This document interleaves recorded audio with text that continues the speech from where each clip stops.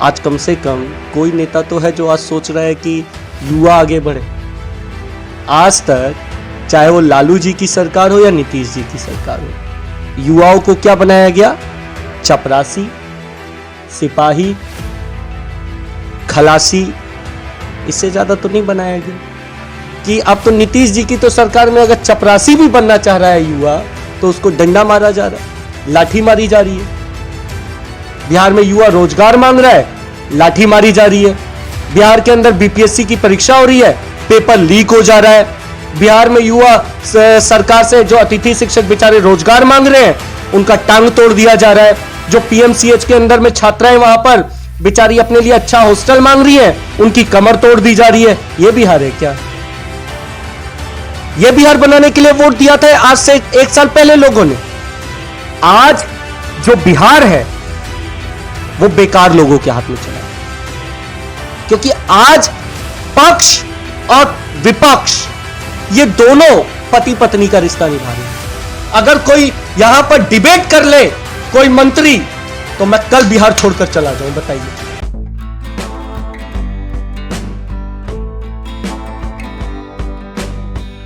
नमस्कार, मैं हूं अनूप नारायण सिंह और आप देख रहे हैं बिहारी खबर के डिजिटल प्लेटफॉर्म को। बिहार की राजनीति में युवाओं की भागीदारी को लेकर विभिन्न दल विभिन्न तरह की बातें करते हैं। आज इसी कड़ी में हम आप पहुंचे हैं पूर्व केंद्रीय मंत्री नागमणि जी के आवास पर, जहां उनका पूरा राजनीति के युवाओं के प्रति भागीदारी को लेकर एक महाअभियान में एक बड़ा अभियान शुरू हो रहा है, जिसमें डॉक्टर राजन कुमार सिंह एक बड़ी कड़ी के रूप में जुड़े हैं और जो बिहार के युवाओं के बीच में जाकर एक नई विचारधारा को आगे बढ़ा रहे हैं।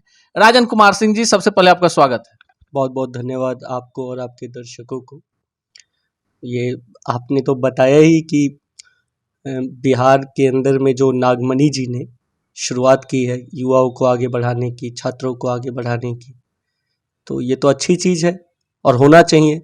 और ये तो उन लोगों को सोचना चाहिए जो कि इतने सालों से 30 सालों से युवाओं को ठग रहे हैं। तो ये अच्छी चीज़ है।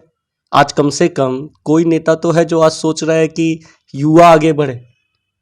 आज तक चाहे वो लालू जी की सरकार हो या नीतीश जी की सरकार हो, युवाओं को क्या बनाया गया? चपरासी, सिपाही, खलासी। इससे ज्यादा तो नहीं बनाया गया। अच्छा, उसके अंदर भी अभी एक नई नीति शुरू हो गई है कि अब तो नीतीश जी की तो सरकार में अगर चपरासी भी बनना चाह रहा है युवा तो उसको डंडा मारा जा रहा है, लाठी मारी जा रही है। तो ये एक अच्छी कम से कम शुरुआत की है नागमणि जी ने। वो कह रहे हैं कि युवाओं को कि भैया आओ और कम से कम अब ये बिहार की जो विधानसभा है जो बूढ़ी हो चुकी है, इसमें नई जवानी पैदा करो। तो इसमें गलत क्या है? ये तो अच्छा है और यही असली बिहार है। आज पूरा देश जानता है कि पूरे बिहार भर में सबसे ज्यादा युवा है। पूरे देश का 58 पे जो युवा राज्य है वो बिहार है। बिहार के अंदर में 58% युवा है। लेकिन बिहार में युवाओं की स्थिति क्या है? बिहार में युवा रोजगार मांग रहा है, लाठी मारी जा रही है। बिहार के अंदर बीपीएससी की परीक्षा हो रही है, पेपर लीक हो जा रहा है। बिहार में युवा सरकार से जो अतिथि शिक्षक बेचारे रोजगार मांग रहे हैं उनका टांग तोड़ दिया जा रहा है। जो पीएमसीएच के अंदर में छात्राएं वहां पर बेचारी अपने लिए अच्छा हॉस्टल मांग रही हैं, उनकी कमर तोड़ दी जा रही है। यह बिहार है क्या? यह बिहार बनाने के लिए वोट दिया था आज से 1 साल पहले लोगों ने। इस बिहार को बनाने के लिए तो वोट नहीं दिया था। और मैं बड़ा साफ साफ कहना चाहता हूं, आज जो बिहार है वो बेकार लोगों के हाथ में चला गया, आज का बिहार। क्योंकि आज पक्ष और विपक्ष ये दोनों पति पत्नी का रिश्ता निभा रहे हैं। देखिए, विपक्ष का काम क्या होता है? अब आप लोग तो पत्रकार हैं। विपक्ष का काम होता है सरकार की गलत नीतियों का विरोध करना। आज विपक्ष क्या कर रहा है? इफ्तियार पार्टी दे रहा है। किसको? मुख्यमंत्री जी को। और जो मुसलमान के ऊपर अत्याचार हो रहा है, जो अल्पसंख्यकों पे अत्याचार हो रहा है, उस पर कोई नहीं बोल रहा। तो भाई ये तो यही है ना, कुछ दिन तुम चोरी करो, कुछ दिन हम चोरी करें, कुछ दिन तुम घोटाला करो, कुछ दिन हम घोटाला करें। यह रिश्ता निभाया जा रहा है। ये बिहार की बात कर ले। बिहार में शहीद जगदेव प्रसाद की नीतियों को लेकर नागमणि जी आगे बढ़ रहे हैं और आप उनके सहयोगी हैं और काफी व्यापक पैमाने पर पूरे बिहार का आप लोगों ने दौरा भी किया। ये दौरा करने के बाद नई पार्टी की घोषणा भी होनी है। आपको लगता है कि बिहार में कोई तीसरा विकल्प भी हो सकता है महागठबंधन और एनडीए के अलावा? नागमणि जी स्वयं विकल्प है और ये सरकार जान रही है, क्योंकि आज जो युवाओं को इस सरकार ने लाठी मारा है, आज वो आशा की किरण अगर देख रहे हैं तो वो आज वो हमारे अंदर देख रहे हैं, नागमणि जी की पार्टी में देख रहे हैं, हम लोगों के साथ चल रहे हैं।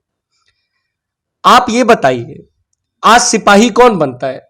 युवा, चपरासी युवा बनता है, आईएएस आईपीएस युवा बनता है, सरकारी विभाग में सारा काम युवा करता है, पुलिस जो बनता है वो युवा बनता है, चोर को युवा पकड़ता है।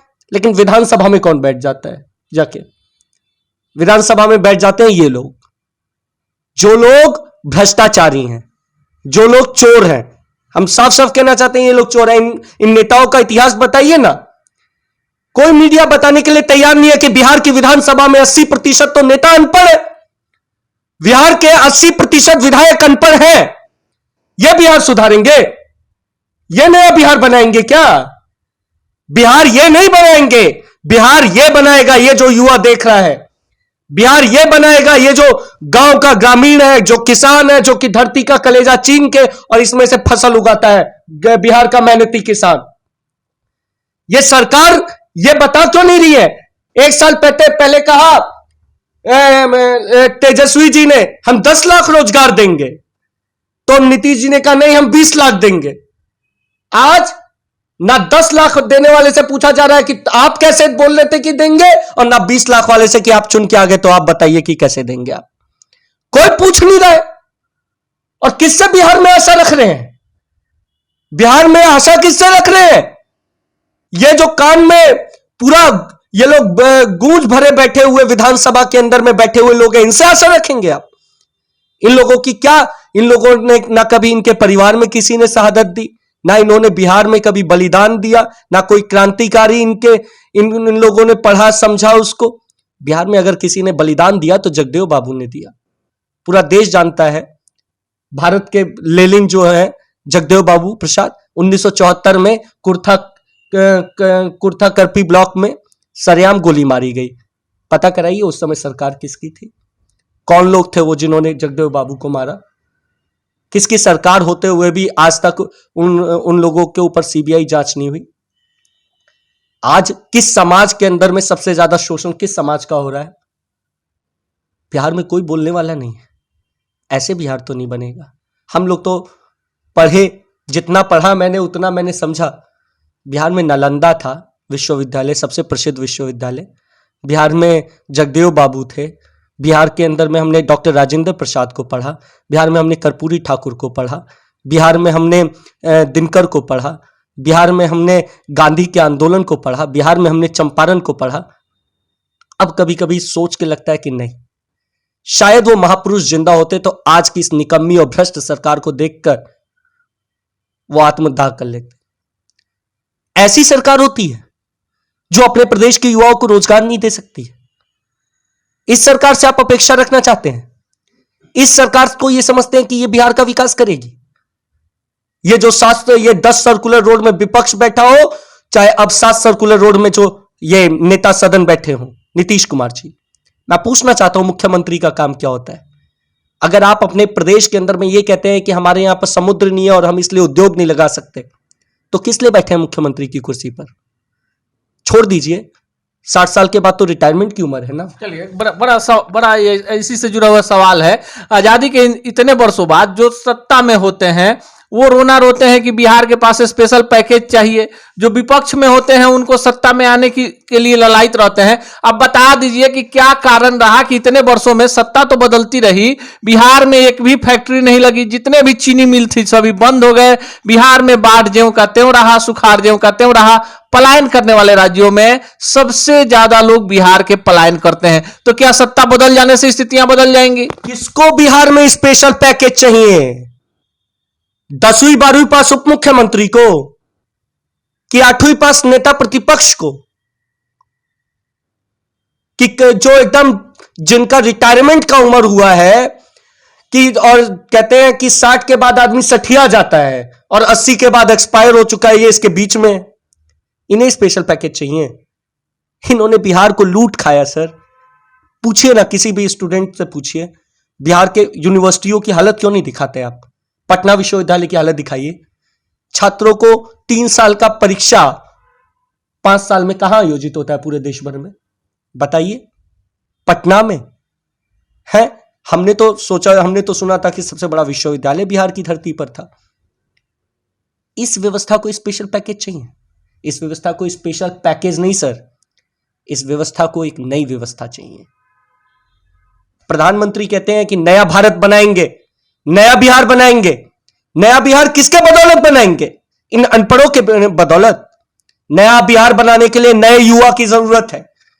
मैं तो आपके पास चैलेंज करता हूं, आज की डेट में बिहार के किसी मंत्रिमंडल के किसी भी एक सदस्य को बोल दीजिए, कोई बात नहीं करना चाहता शिक्षा पे, कोई यहां बात नहीं कर सकता अस्पतालों की व्यवस्था पर।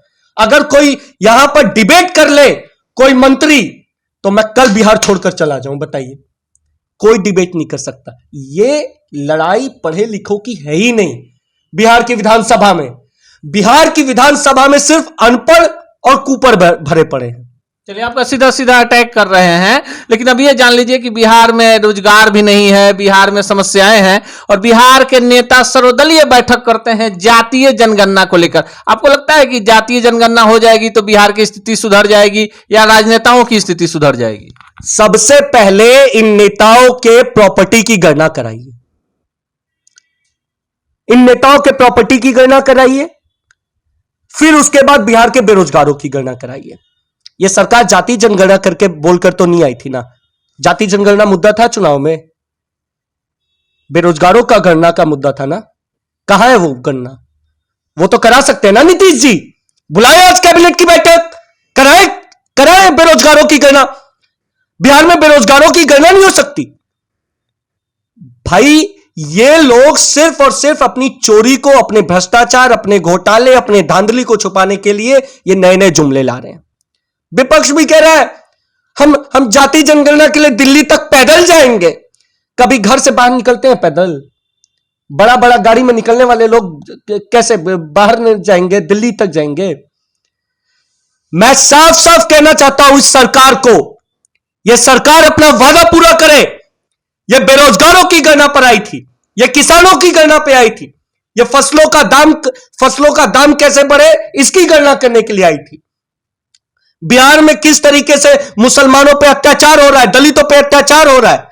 आज बताइए, हर जाति का तो आदमी परेशान है। यादव भी परेशान है, कुम्हार भी परेशान है, पासवान भी परेशान है, कोयरी भी परेशान है, दांगी भी परेशान है। सब कास्ट का तो राजपूत परेशानी है, ब्राह्मण परेशानी है। तो ये सरकार है किसकी? 4-5 लोगों की? लल्लन सिंह जी की? किसकी सरकार है? ये सरकार ध्यान भटका रही है। लेकिन आज का युवा बड़ा समझदार हो गया है। हमने साफ साफ कह रहे हैं, हम हर घर घर तक जाएंगे। ये आजादी की नई शुरुआत है। बिहार की आजादी के लिए हमें बिहार को आजाद कराना होगा इन भ्रष्ट और अनपढ़ नेताओं के चंगुल से। और इसकी शुरुआत नागमणि जी ने की है। और हम साफ साफ कह रहे हैं, इन सरकार बेरोजगारों की जब तक पहले गणना नहीं कराती, किस जाति जनगणना की बात कर रहे हैं? गरीबों की गणना करानी है। नीतीश जी को मैं इन्विटेशन देता हूं, आइए, चलिए पटना के अंदर ही मुसहर टोली चल लीजिए, पता चल जाएगा किसकी गणना होनी चाहिए पहले। चलिए मुसहरों की टोली में मांझी जी भी तो है ना, वो भी जातिगत जनगणना का बड़ा फेर कर रहे हैं। मैं इन्विटेशन देता हूं जीतन राम मांझी को और उनके एसी में सोने वाले बेटे संतोष मांझी को, आइए, चलिए मांझियों की टोली में, चलिए मुसहर टोली में, चलिए अपने इमामगंज भारत चट्टी में, और उसमें देखिए मुसहरों की हालत क्या है, उसमें देखिए दलितों महादलितों की हालत क्या है। उनकी गणना नहीं होनी चाहिए? उनके बच्चों को रोजगार कैसे मिले इसकी गणना नहीं होनी चाहिए? उनकी जाति की गणना कराना चाहते हैं। एक चीज बताइए, किसी छोटे आदमी को यह बताना कि वो छोटा है, यही तो है ना इस गणना का मतलब। दलित को यह बता देना, हां तुम दलित हो, बस चुप रहना। यह सरकार डराना चाहती है जातिगत जनगणना दिखाकर, लेकिन ऐसा नहीं चलेगा। जब तक बेरोजगारों की गणना ना हो जाए और बेरोजगारों के साथ में बिहार में रोजगार की गणना ना हो जाए कि ये सरकार दे सकती है कि नहीं दे सकती। गणना कराइए, 1 महीने में गणना हो जाएगी, सरकार के पास बड़ा स्टाफ है, कराइए। और अगर ये सरकार उस गणना के ऊपर काम नहीं कर पाए तो इस्तीफा लीजिए इससे। चलिए, इतने सारे आरोप लगाने के बाद ये बता दीजिए कि बिहार का विकास कैसे होगा? बिहार का विकास यहां के नए युवाओं से होगा। बिहार का विकास जो होगा वो हम करेंगे, ये लोग नहीं कर सकते सर। ये चोर मक्कार लोग हैं। एक भी नेता को उठा लीजिए, मैं साफ साफ कह रहा हूं, आप मेरे को कुछ भी कहिए, आप बिहार के अंदर विधानसभा में जितने विधायक है 243, उसमें 80% विधायक अनपढ़ हैं सर। बिहार के टॉप 5 मिनिस्टरों की लिस्ट निकाल लीजिए और देख लीजिए उसमें कितने प्रतिशत पढ़े लिखे हैं, पता चल जाएगा सर। क्या ये बिहार का विकास करेंगे? दिल से बताइए। तो लोकतंत्र में तो ये व्यवस्था है ना कि कोई भी चुनाव लड़ सकता है, जनता जिसे चुन देती है वो जनप्रतिनिधि हो जाता है। तो आप पहले वहीं से व्यवस्था बदलिए ना कि जब आएंगे पीएचडी किए हुए लोग ही शिक्षा मंत्री बनेंगे, जो हेल्थ के जानकार होंगे वो स्वास्थ्य मंत्री बनेंगे, जो खेल में राष्ट्रीय अंतर्राष्ट्रीय पदक लाएंगे वो खेल मंत्री बनेंगे, जो जिस विधा के जानकार होंगे। तो जब लोकतंत्र में आपने ये व्यवस्था कर दी है कि बहुमत जिधर वहीं जनप्रतिनिधि, तो फिर शिक्षा पर सवाल उठाना कितना? इस लोकतंत्र का एक बिहार में नया नाम दिया गया है, सुशासन। सुशासन की सरकार, लोकतंत्र में सुशासन की सरकार। मैं नीतीश जी से पूछना चाहता हूं, ये कैसे सुशासन की सरकार है? 2016 से 2022 तक के एससीआरबी की रिपोर्ट्स देख लीजिए सर, ये कोई भी रिपोर्ट मंगा के देख लीजिए। यौन शोषण के मामलों में, बच्चों के यौन शोषण के मामले में बिहार नंबर 1 पे है सर। महिला सुरक्षा के नाम पर बिहार में कोई व्यवस्था नहीं है। सबसे ज्यादा बलात्कार अगर कहीं होता है तो बिहार में होता है सर। कहीं पर महिला सुरक्षा से संबंधित कहीं पर अपराध होता है और उस अपराध में कोई अगर पुलिस व्यवस्था है, अगर वो एफआईआर नहीं लिखती तो उसमें, ये एससीआरबी की रिपोर्ट है sir, NCRB sorry, national crime record bureau, Bihar में पहला स्थान पे है जहां पर एफआईआर नहीं लिखी जाती। ये लोकतंत्र में ये सुशासन बाबू है। महिलाओं का बलात्कार हो जाता है और यहां पे कोई पूछने वाला नहीं होता। ये सुशासन बाबू की सरकार है कि ये दुशासन बाबू की सरकार है? हमने तो पढ़ा था महाभारत में, दुशासन साड़ी खींचता है द्रौपदी का, लेकिन आज तो विधानसभा के अंदर इतने सारे दुशासन है, कोई बोलने वाला नहीं है। बिहार में बेटियों की सरेआम इज्जत लूट ली जाती है, कोई सरकार नहीं है बोलने वाली। कब आंख खुलेगी सर इनकी? ये सुरक्षा नहीं दे सकते हैं। हम युवा जिस दिन आएंगे हम अपनी बहनों को सुरक्षा देंगे। हम जिस दिन आएंगे सरकार में, हम अपनी माओ को के लिए अच्छी पेंशन की व्यवस्था करेंगे। हम जिस दिन आएंगे अपने बुजुर्गों के लिए, किसानों के लिए हम अच्छे फसलों के दाम करेंगे। हम जिस दिन आएंगे, हम पढ़े लिखे लोग हैं सर, हम सड़कें अच्छी बनाएंगे। वो बाढ़ में डूबेंगी नहीं सर, वो पटना की बाढ़ में डूबेंगी नहीं सड़कें, क्योंकि हमारे जब युवा आएंगे तो आर्किटेक्ट भी आएंगे, वो इंजीनियर भी आएंगे, वो वकील भी आएंगे। हम जब जिस दिन आएंगे उस दिन कानून व्यवस्था अच्छी होगी, क्योंकि उसमें वकील भी आएंगे। हम जिस दिन आएंगे उस दिन डॉक्टर भी आएंगे, तो उस दिन अस्पतालों की व्यवस्था ठीक होगी। आज एक बीमार आदमी बिहार का स्वास्थ्य मंत्री है। देख लीजिए, बिहार के किसी भी जिला अस्पताल में चले जाइए, वहां पर अगर आप ये सोचे कि वहां पर जाने के बाद और वो ठीक होके निकल सकता है आदमी, तो समझिए कि उस पर इनाम रख देना चाहिए सरकार को। कौन सोचेगा इसके लिए? हमें और आपको सोचना होगा। ये हमारा बिहार है, ये असली बिहार है, और हम असली बिहार के, हम लोग असली नौजवान हैं। हम अपने बिहार को सुधारें। यह है डॉक्टर राजन सिंह नागमणि, और इनका मानना है कि बिहार में एक बेहतर विकल्प की आवश्यकता है, जहां लोगों में हताशा, निराशा है, युवाओं में बेरोजगारी है, हर तरफ अपराध का बोलबाला है। ऐसे में नागमणि जी एक बेहतर विकल्प लेकर बिहार के युवाओं के लिए आ रहे हैं, और इसको लेकर पहले ग्राउंड स्तर पर काम हो रहा है और उसके बाद पार्टी की घोषणा भी होगी, जिसमें सभी जातियों, सभी धर्म के लोगों को वाजिब हिस्सेदारी मिलेगी, और खासकर युवा पीढ़ी को जो स्किल्ड है, जो दक्ष है, उन्हें राजनीति में आने के लिए प्रेरित किया जाएगा। मिलेंगे किसी अन्य शख्सियत से इसी चैनल पर, इसी कार्यक्रम में। तब तक के लिए दीजिए विदा, नमस्कार।